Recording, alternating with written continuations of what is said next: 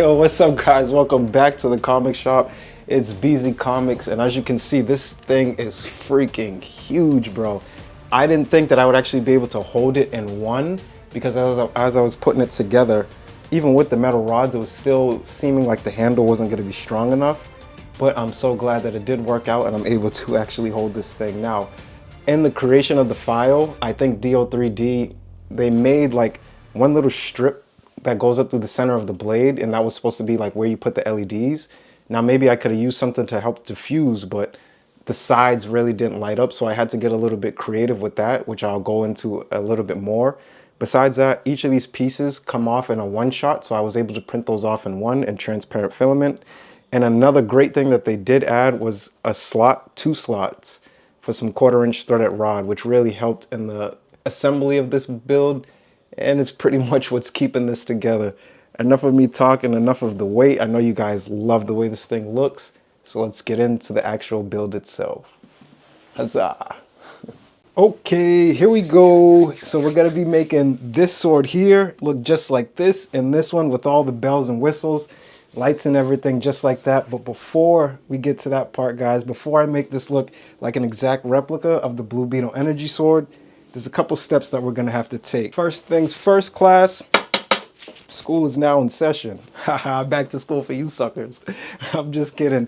But first things first, we're gonna have to assemble these 5 pieces and both parts of the blades. And I know what you may be thinking, BZ, doesn't sound that complicated to just stick 5 pieces together.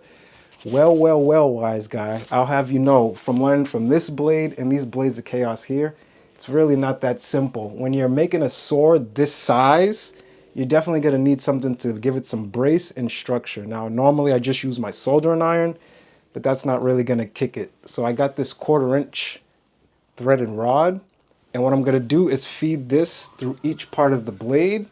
So not only will it make it a lot sturdier, but it's gonna hold everything together and make sure that everything lines up. Once I get everything settled with all 5 pieces of the blade, as you guys can see, I'm then gonna have to also solder this handle together. And if you've seen the reference image, this Blue Beetle also, the Blue Beetle sword also, or the handle also gives like an electrifying kind of bluish tint to it. So once I prime this down, I'm gonna give it a flat black color. And then as you can see, these little lines, all that texture in there, I'm gonna basically use painter's tape and tape them off just the same way I did with this. And I'm gonna use this nice blue to really give an electrifying kind of look. It's really gonna make it pop, and it's really gonna make it stand out. I can't wait to get to that. Now, like I said, I know that sounds pretty easy, but if you've seen this Halo Energy sword, make sure you do check it out here. Doing swords sounds a lot easier than when you actually do it. And if you've been a fan of the channel, you know, sometimes things don't go right. Maybe an LED light might mess up. Maybe somehow these 1/4" thick metal rods might get some legs of their own and walk away. You never know, but anything can happen. So that's why I like to be prepared, lay out the steps, and then attack everything from there. But with failures, that's also a time to learn. So there's never anything that I take as a negative. And that's kind of the fun part about this whole thing, is putting stuff together. Things might break, they might not go together, but just 3D print it again. All right, but enough of me talking, because I can't wait to actually hold this thing in one. Let's get started with the build. First, let's solder everything together. Then we're gonna get ready for primer, paint, some metal rods, and then we're gonna add the magic with the LED lights. Enough of me talking, let's get to it, guys. Okay, so I got a couple of the pieces already set to go, but basically what I'm doing now is just taking each of the pieces and putting some painter's tape on each of the accents, so exactly where I'm going to have the light actually shining through, which is very clutch because they actually give you a slot to add an LED. So with some of the spaces, I am keeping some of that a little bit patched in as well, just because I want some of the light to kind of glare through the sword, kind of not just like be focused on just the lines. It's going to give a lot better effect at the end. So I have these done, and I'm just focusing on this last one. And all I'm really doing is just putting a big piece of painter's tape over the whole entire surface.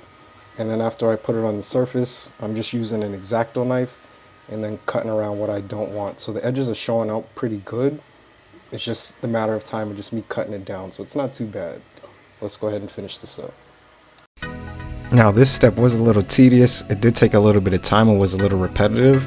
There were 5 parts of the blade that I had to apply the painter's tape to and cut off, so it did take a little bit of time, but I have tried other methods like using some liquid painter's tape, but I didn't really want to try that on this file because sometimes with the liquid painter's tape you kind of apply it down in one spot, and as it's drying it starts to spread, so I didn't want to have that. I wanted everything to be nice, crisp and sharp and line up nice and evenly.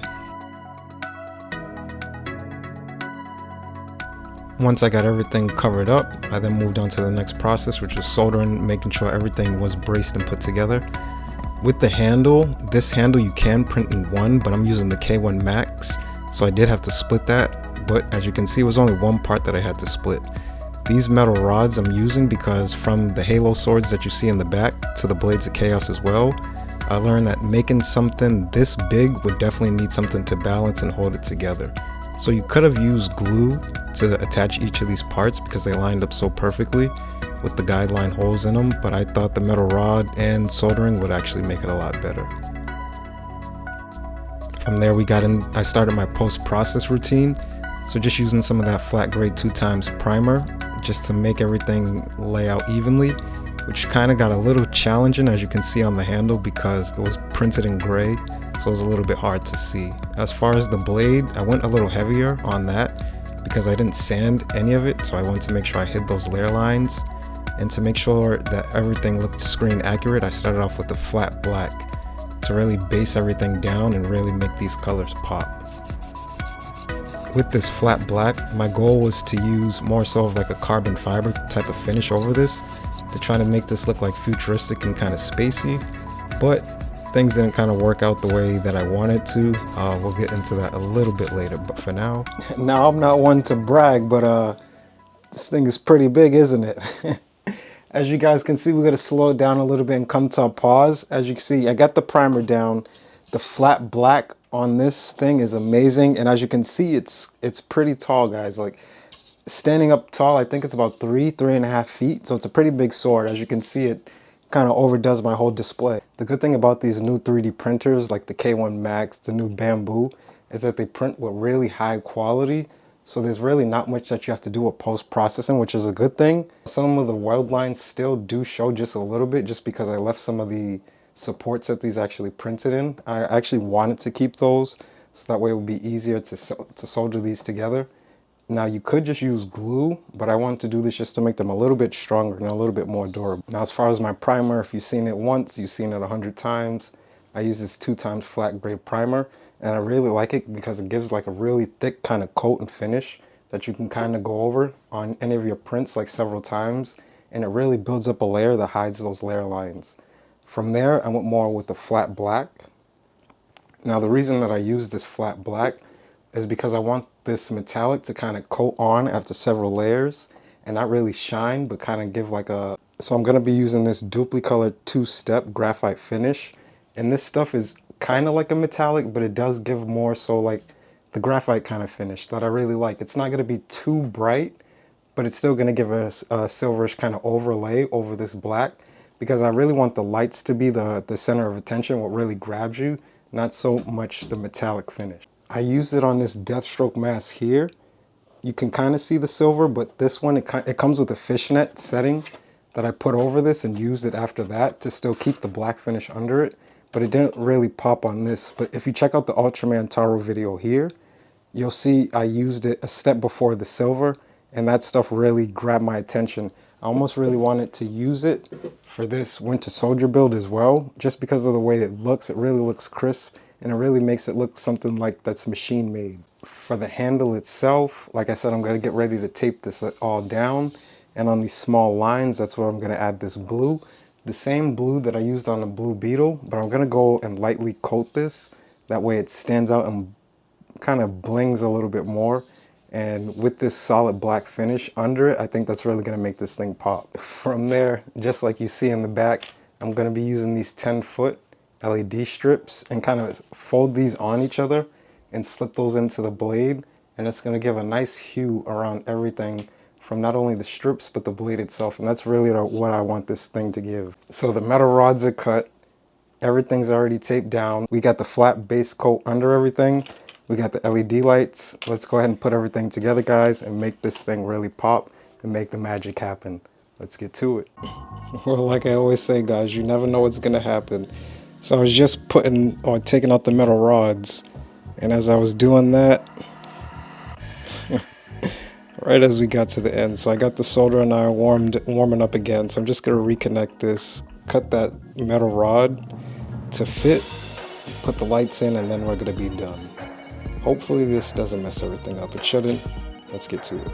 Yeah, so you remember that graphite finish I was trying to get didn't really work out so well. I guess with the flat black, it didn't really sit well with this paint. So I actually went with the hammered paint from Krylon. It's the same thing that I use on the Ultimate Wolverine mask. And I used that with Rust-Oleum's Titanium Silver. And I did just a really light dust coating of the two. And it still gave it that graphite finish that I really liked. I could have used graphite powder, but on something this big, I didn't really want to go that route. Adding the painter's tape to the handle was a little bit tedious, but taking it off was just as satisfying as you can see. And I really think it gave that real electric blue. And it gives this piece a lot more depth and character and screen accurate. Now in hindsight, I could have printed this in transparent filament, but I think with these two colors it really pops and gives it a great look. And finally from there I started to unmask the blade. Now one thing that I would mention about this file is that they only give you one port to add the LED lights, but they give you a lot of surface area where there's supposed to be like texture. So that really confused me on that, but I still figured something out. So we'll get into that now.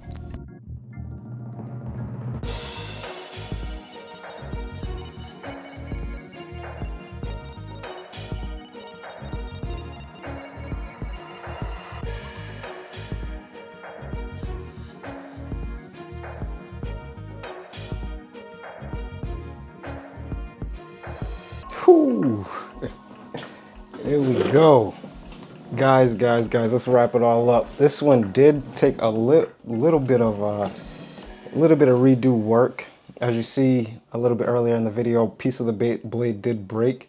As I took the threaded rods out and put them back in, more pieces started to break. So in hindsight, I would recommend to use glue.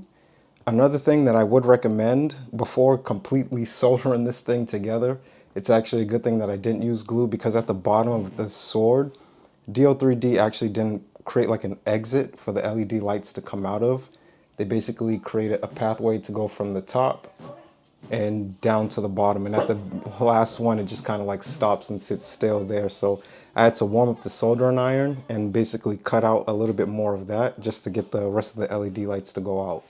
Now with that being said, the LED lights that they made on this file, for some reason it's just one strip that they basically made that goes through the middle of the damn neighbors. But yeah, it's just one strip that goes from the top to the bottom, and it's just basically in the middle.